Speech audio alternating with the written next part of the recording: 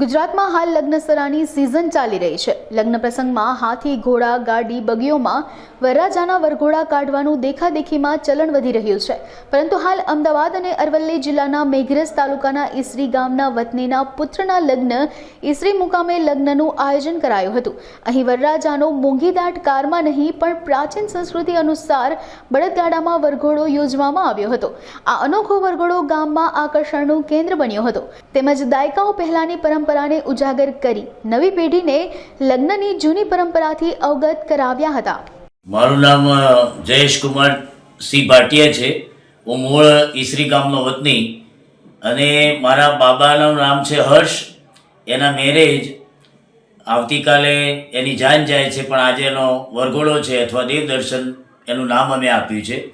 કારણ કે વરઘોડો કહીએ તો પાછો ઘોડો વચ્ચે આવે, એટલે મેં એને દેવદર્શનથી ઉપમા આપી।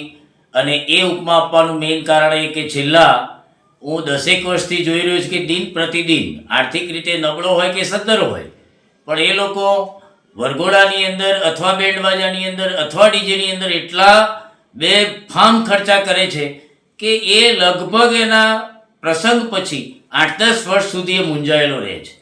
અને નંબર 2, સૌથી અગત્યની બાબત તો એ કે ભારતીય સંસ્કૃતિ દિવસે દિવસે ભૂસાઈને ખલાસ થઈ ગઈ। એટલે મારા માઇન્ડની અંદર 1 વર્ષથી વિચાર ચાલતો હતો કે મારા બાબા હર્ષના મેરેજ જ્યારે આવશે ત્યારે હું એવું કંઈક કરીશ કે ખર્ચો તો ઠીક છે, પણ આવનાર પેઢી અને વર્તમાન પેઢીને ખબર પડે કે આપણા વડવાઓ બાપ દાદાઓ કેવી રીતે જાન લઈને જતા હતા અને કેવી રીતે પરણતા હતા।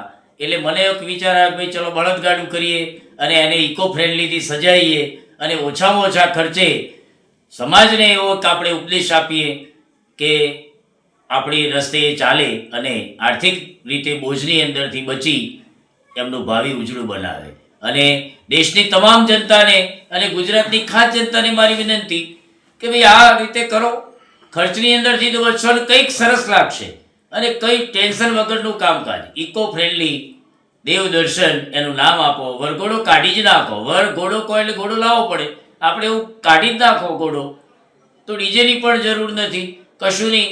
દેશી આપણે પ્રાચીન કાળની અંદર રાવર મિત્રો જે રીતે વગાડતા હતા એ જ મેં ટીમ બોલાવી છે અને ઇકો ફ્રેન્ડલી બળદગાડા દ્વારા હું મારા બાબાના લગ્ન કરવા જઈએ।